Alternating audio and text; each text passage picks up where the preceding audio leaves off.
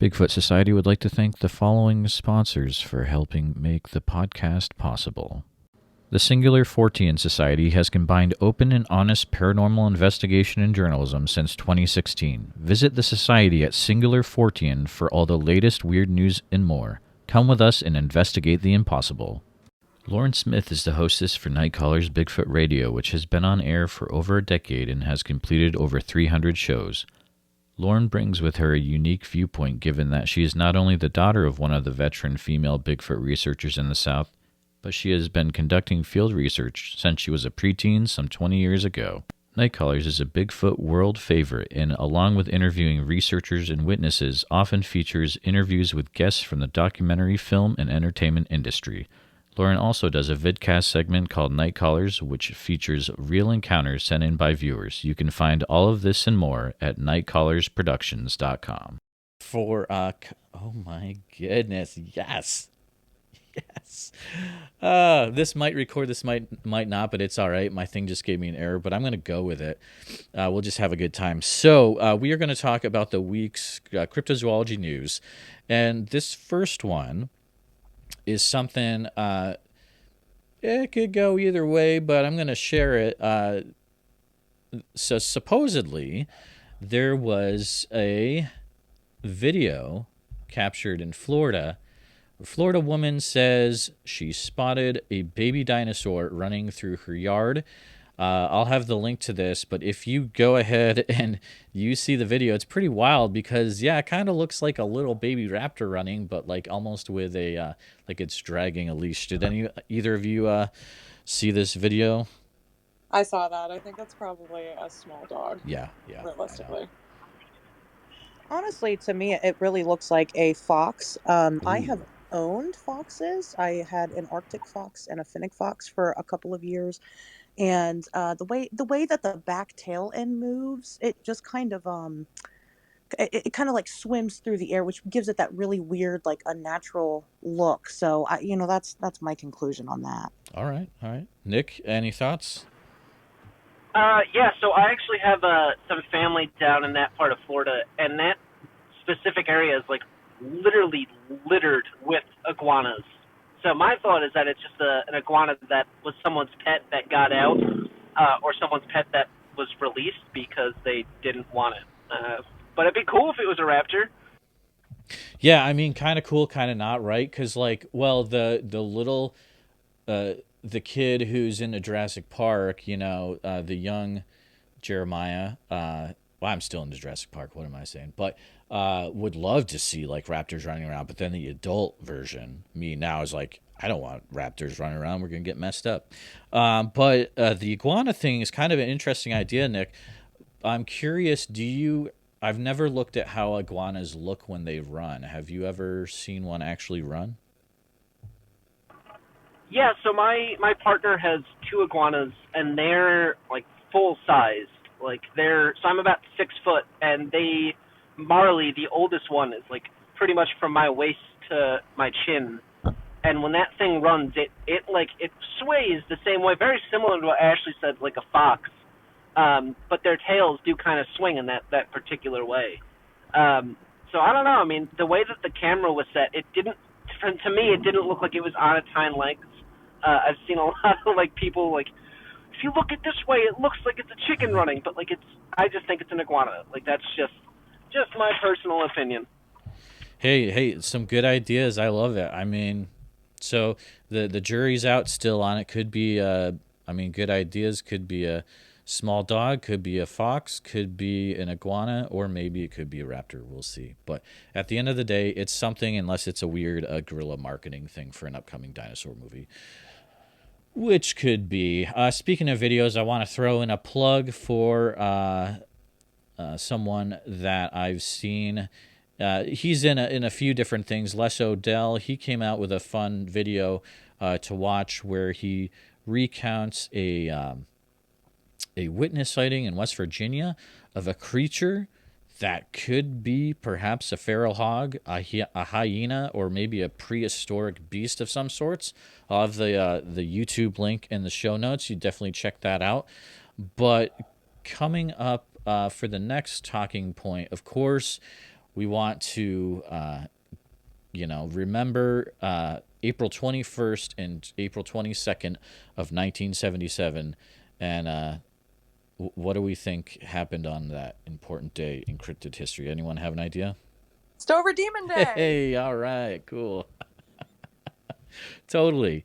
Uh, yeah, I mean, it's crazy to think that, 44 years ago, that's when, according to the report I have in front of me, 17-year-old William Bill Bartlett claimed that while driving on April 21st, 1977, he saw a large-eyed creature with tendril-like fingers and glowing eyes on top of a broken stone wall on Farm Street in Dover, Massachusetts.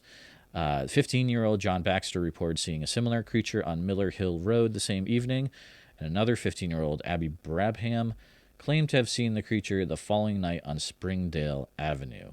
And it's quite the drawing. If you look at a drawing of this creature, you've got oversized head, you got the bulbous eyes, and it's up down on all fours on top of a stone wall, and it's kind of got these like little spindly golem-like fingers. It's quite a crazy creature. But yeah, anyone on the panel have any thoughts about the Dover Demon or what it is they may have seen that night? This isn't super related, but I want you to all know that we call my cat the Dover Demon because I live in a town called Dover, and my cat is incredibly mean, and she acts the way a rude alien would probably act. So that's a little something for you all. I love that. And of course, this is definitely tied into the history of Loren Coleman as well, since he was, I want to say, was he like the main person that investigated this cryptid? I'm pretty sure that he was back in the 70s. So, but yeah, I think you're right. I'm pretty sure he gave it the name at least. Yeah, oh, definitely. And of course, I don't want to give too much away about the museum, but there is a really cool, of course, there's some cool things. If you're into the Dover Demon, there's a pretty good sculpture of it up there from what I remember. So plug, as always, for the Cryptozoology Museum up in Portland, Maine. Oh, hey, Alex, good to see you. Thanks for joining in. Let's move on, unless there are any other thoughts about Dover Demon Day, which is 44 years ago, 4/21. Nick, I go. just have a quick question. Yep, go ahead. How far is Dover, Massachusetts from like the Bridgewater Triangle? Because I know there's a lot of like crazy stuff outside, like in that triangle of it, like that area. So I don't know. I've always like kind of associated Bridgewater with the Dover Demon. That's a super good question. I am going to let my either of my New England people on the panel see if they might have an answer to that. I'm Googling it right now. Totally. I can know this because I live in the same kind of. So I actually used to work 2 towns from Dover, Massachusetts for like 3 years, a couple years ago. I spent some time going in there, and I hung out at the local library there, and there was one of the librarians who would give me files and, newspaper articles, but it wasn't really that known around town. Like, people would just, I'd talk to people randomly, be like, oh, do you guys remember the story? And they'd be like, oh, not really. It was much more prevalent in cryptozoological circles than it is actually in town there. But, Loren Coleman, obviously, who coined the word both Bridgewater Triangle and Dover Demon. I'm sure you guys discussed this. I just hopped in late here, but he believes there maybe is some connection. I know a number of folks in the New England area that I know that are kind of involved in the Bridgewater Triangle thing. They don't really consider the triangle to be a triangle. It's more, that's just like something that's easy for humans to understand. You have the Bermuda Triangle, the Emerald Triangle, all these different triangles. It's, doesn't have to be a perfect triangle. There's phenomena going on, as far south as Fall River, Massachusetts, with the Lizzie Borden House. A lot of that stuff is kind of considered to be part of it. Dover is kind of a little further north than where like the triangle area is, at least the towns that kind of encompass the Bridgewater Triangle, but a lot of people consider it to be sort of an extension or, phenomena that's kind of taking place in it. It's a lot closer to Boston than the triangle itself, but I would say it's definitely an extension of that. And people like John Horrigan and Jeff Belanger, others who were kind of involved in the 90s and 2000s a lot more in the Bridgewater saga, would kind of consider it a little bit of an extension of the Bridgewater Triangle. But it's a super interesting case. Really cool that we still have a lot of that history. And like I said, I used to go there a couple times a year when I was working right near there and have a bunch of these files from the librarian, but nothing really you can't find online. So it wasn't like there was any super secret scoops of data I was able to find being in the area. But definitely a really unique case because it's still so well known and there's really only a few sightings. So very cool story. Awesome. It looks like the Bridgewater Triangle is about 30 miles away from Dover. Personally, I would say that that's significantly close. I think the whole state of Massachusetts should be considered the Bridgewater Triangle because it's a weird place. There's dragons out in western Massachusetts. That's what we used to say. It's kind of the thing. That's what we say in the East. We're like, there be dragons out there because it's just, there's nothing out in Western Mass basically except for Bigfoot and the woods. Oh my goodness, yeah, it's wild, dude. It's wild out in there, as you'll see in On the Trail of Bigfoot: The Journey, coming soon to a computer near you. Any coming? Yeah, it's yeah, go ahead. No, just to comment on that. No, On the Trail of Bigfoot: The Journey, obviously it's about primarily the Adirondacks, but there's that little section where we go and hang out with some of my favorite Bigfoot researchers, the Squatchachusetts guys, and they've all had really interesting sightings out in Western Mass. So there's definitely a long history of sightings in that area. One of the first in American history, actually, 1700s, there was a reported sighting of a strange creature that was sleeping, and a hunting party came across it. So one of the more earlier recorded sightings. Totally. I'm not going to lie that there's some weird news this week, so just, get ready. So this one next is actually a serious one, though. So there's a gentleman who was featured in an episode of Finding Bigfoot, January 19, 2014. Super Youper Bigfoot episode is the title. It's Upper Peninsula of Michigan, Craig Sulk. He captured some interesting, I believe, on his trail cam photos. But there's actually a GoFundMe as he is trying to go through cancer treatment right now. So cool thing is if the cryptozoology community could help him out in his battle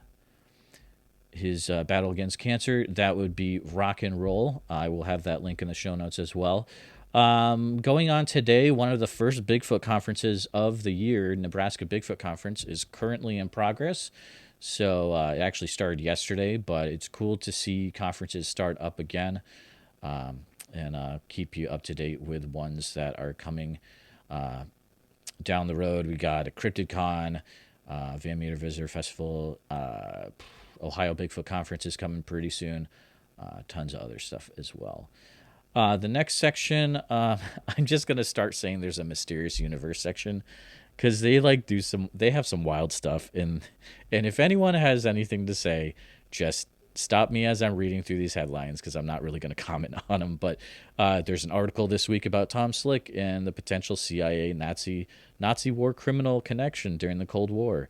There's an article about Prince Philip's connection to the Loch Ness Monster. There's also an article about Bigfoot hunter Charles Benton receiving apology from the Real Housewives of Dallas show.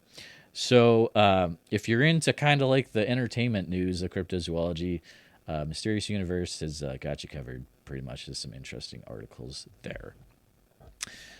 An article, and as I'm saying this, if anyone has a story from the last week that they want to share, I'll give you the chance to do that at the very end. I did find an update about the Falk Monster Conference is coming up. That's June 19th, 2021, and they've announced that they have speakers Lyle Blackburn, Rob Robinson from Legend Tripping. It's a pretty cool dude. David Weatherly, and Jerry Heston from Hunting Apes in America. So if you're in that area, definitely check that out. The big thing that I want to discuss, and maybe this is okay that I'm not sure if this is recording or not, but of course, the documentary Sasquatch came out on Hulu this week. Oh boy. Does anyone have any thoughts about this? Did you guys watch this? I watched all 3 episodes Okay. and I liked it. I wish there were more Sasquatch in it, but I thought it was interesting because you get to learn a lot about like the history of like Northern California, and Mm-hmm. it's a bunch of stuff that I didn't know about. So it's like, even though I feel like they kind of use the Sasquatch as like a shock factor to pull people in, but it was still interesting.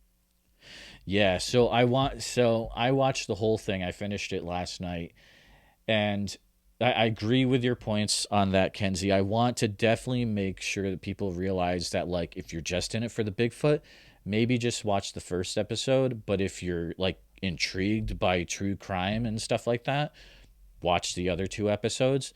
It does get pretty intense. Like at the end of the day, it's a documentary about how Northern California is crazy with weed growers and probably should be careful if you go out in the woods super far in certain areas. Like it really opened my eyes. I had no idea that stuff went on out there, and it's like it gets wild. There are some really cool parts. The first episode is definitely worth watching because there's some interesting back and forth.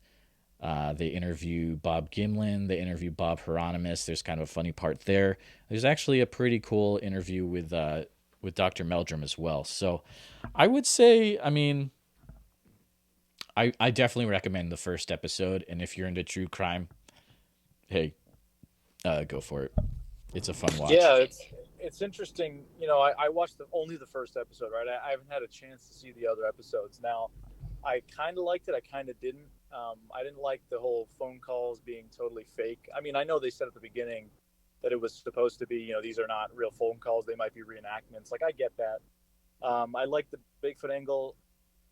Knowing a little bit of the background, Bobo was in it as well. James Bobo Fay, obviously, of Finding Bigfoot. I thought it was cool they interviewed him and a bunch of other folks, but Bobo made a whole big post about how they edited his interview to make it seem like he thinks there's killer Bigfoots, and I'm realizing now, hearing from other folks as well, that it's a bit of a bait and switch kind of thing with the Sasquatch thing, and it ends up being more of a drug crime story, which is cool. I love those too. I'm probably going to check them all out, but it kind of gave me vibes of the Netflix special back in the day, Murder Mountain, I think it was called. I remember Mm-hmm. watching that a few years ago.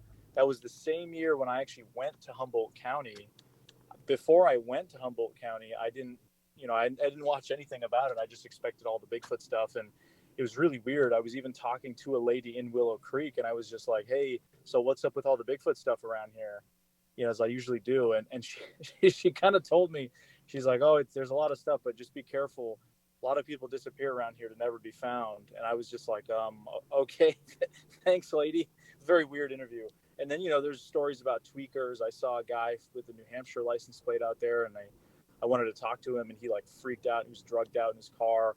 The area has really weird vibes. So if you like Sasquatch, I would recommend Murder Mountain as another show to kind of, it's the same sort of thing. It's cartels involvement and a lot more of the drugs and alcohol than really the weed, because a lot of that stuff started with the hippies. But definitely interesting. I'm going to watch the rest of the episodes, but I kind of liked what I saw, although it was a little bit of a not so much serious on the Sasquatch side of things. I can tell they're probably going to go down more of that true crime route, so that's fine. But yeah, just my thoughts.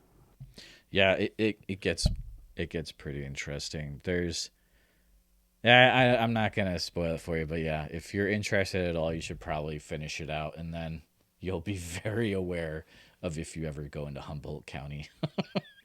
But Ashley, have you been able to check it out? I have not yet. I have kind of mixed feelings on it. I'm a really weird person when it comes to like watching things anyway. I don't have a lot of time to consume media, so when I do, I'm kind of choosy. So I'm just kind of waiting to see what. Okay, sorry guys. Uh, can you guys still hear me? You're good. Yep. Okay, so on Yep. Clubhouse, if you get a phone call, it'll mess up Clubhouse. So if you heard something weird there, I was getting a phone call. But I agree with you, Ashley. Like, it's definitely a thing where like I don't have a lot of time to consume media either. So when I do, uh, if I get bait and switched like this, I kind of get a little bit like, But something I will recommend if you're into Bigfoot attack stories, maybe check out the book Abandoned by Larry Beans Baxter about the Port Chatham, Alaska Bigfoot incident back in the day. If that's your thing and you want to Nice. actually do that, I'll have links to that book.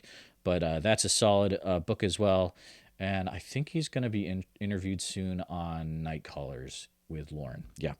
Let me double check. I just want to put a little plug in I'm there. having him on my show in a couple weeks too. Just a heads up. But Oh, for sure, dude. I'm loving how he is getting around. That is so good. He's a good dude.